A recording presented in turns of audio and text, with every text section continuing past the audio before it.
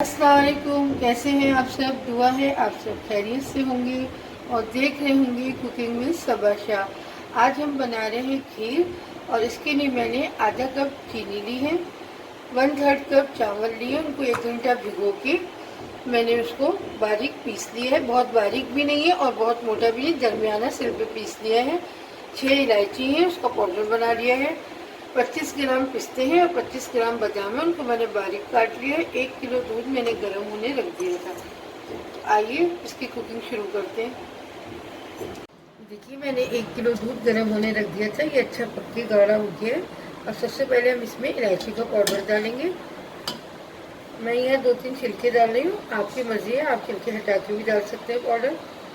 ये मैंने इलायची पाउडर इसमें डाल दिया है।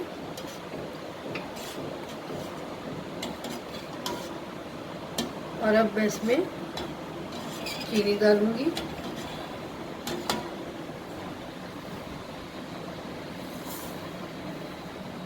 चीनी इसमें अच्छी तरह घुल गई है।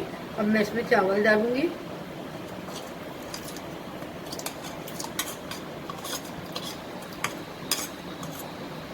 और मुस्तकिल चमचा चलाते हुए इसे पकाऊंगी जब तक ये गाढ़ी न हो जाए।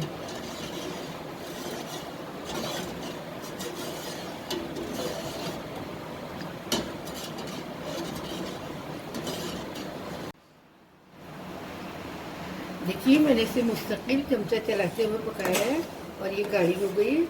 अब इसमें इस पॉइंट पर हम इसमें पिस्ते और बादाम डाल देंगे। थोड़े से मैंने गार्निशिंग करके रखी है।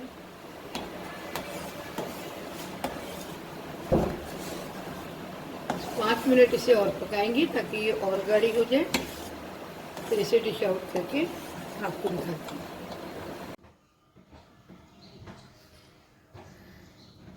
खीर तैयार है और मैंने इसे डिश आउट कर लिया है।